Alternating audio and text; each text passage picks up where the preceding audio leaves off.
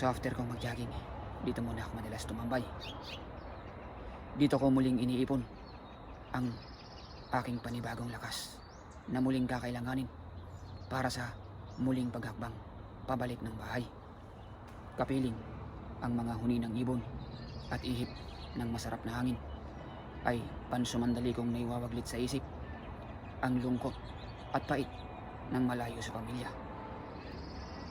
At habang ninanamnam ko ang katas at tamis ng bunga nitong orange, ay bigla kong naalala ang kwento ng ating sinaunang mga magulang sa kwento ng kabanhalan. Sila umano ay pinarusahan ng Diyos dahil sa kanilang pagsuway sa utos na huwag kumain ng bunga ng pagkakailanlan ng masama at mabuti. Pero ang tanong ko lang, bakit sila lamang ang bukod tanging pinarusahan? Bakit hindi sinama sa parusa ang mas may katumbas na kapangyarihan na nag-udyok sa kanila upang sila'y gumawa ng kasalanan? Napaisip akong bigla, kung sa panahon natin ngayon sa kasalukuyan, ang hustisya ay para lamang sa mayayaman, hindi naman kaya sa mga unang araw pa lamang ng sangkatauhan ay umiiral ng hustisya para lamang sa makapangyarihan? At ang isa ko pang ikinagugulamihanan ay bakit hindi binanggit sa kasaysayan kung anong uri ng ahas ang ginamit ni Satanas? Ito ba ay cobra, python, black mamba o anaconda?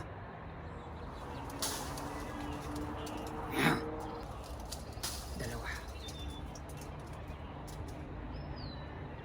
Para sa ating mga magulang, hindi yung magulang na masama ang ibig sabihin, kundi magulang na sa atin nagluwal, nagsilang dito sa mundong ibabaw.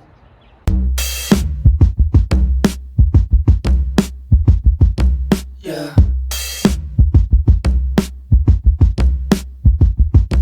Yeah.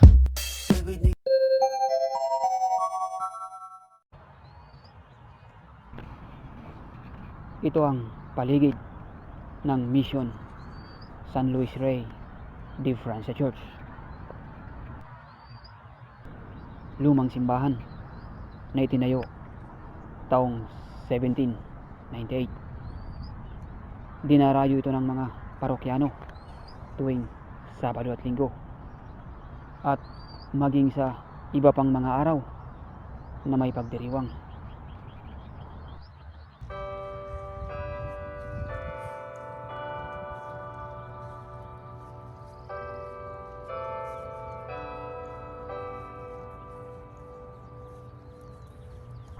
Dito ay nahihimlay ang ilan sa maagang sumakabilang buhay, at dito rin ay malayang nakikipamuhay ang iba't ibang nilalang.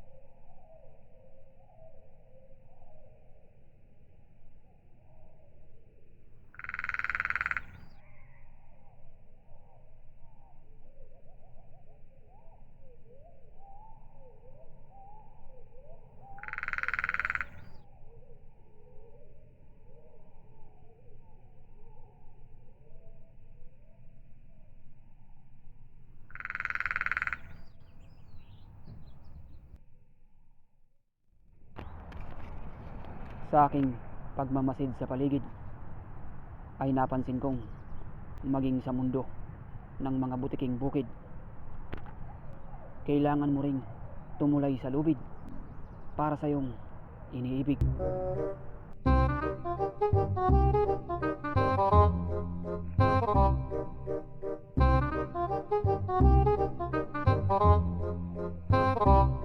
Okay lang yan, kaibigan. Ganun talaga ang buhay dito sa mundong ating ginagalawan. Ang sakripisyo mo at pagpapagal ay hindi isang kasiguruhan upang makuha ang mga mithiin mo sa buhay. Pero mawalan ka man ng buntot, huwag kang mawawala ng loob. Bawat pagkabigot, pagkahulog, darating din ang ulan na may kasamang kulog.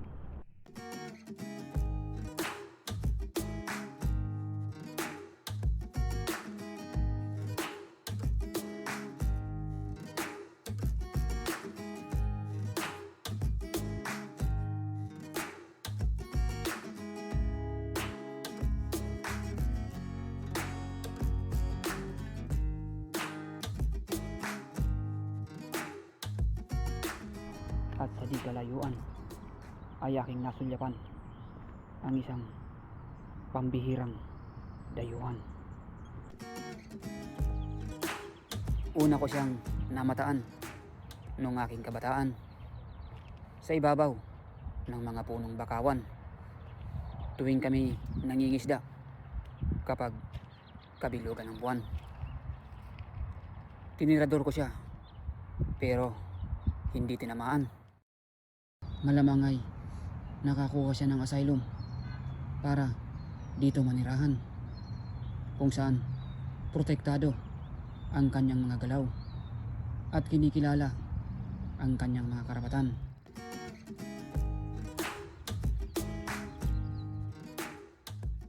Gusto ko sana siyang kunan ng malapitan, pero parang di niya nagugustuhan ang aking mga galaw.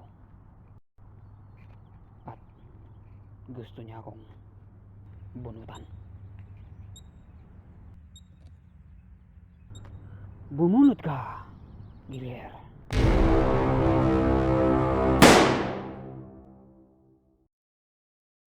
Bumunot nga.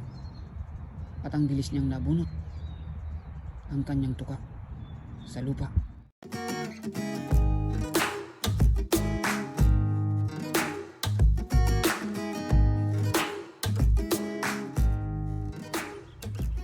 Inaabangan ko ang kanyang paglipad, pero nagpatuloy siya sa paglalakad. Tumawid sa tamang tawiran gamit ang lane ng pedestrian.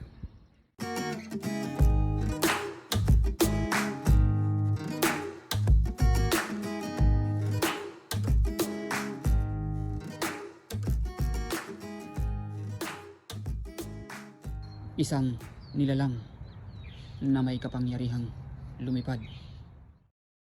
Hindi niya ginamit ang kanyang mga pakpak para makaiwas sa mga simpleng atas. Sa ilan sa ating mga mamamayan na baliwala ang mga road sign, sana'y magsilbing huwaran ang kurakpaw sa lumang simbahan.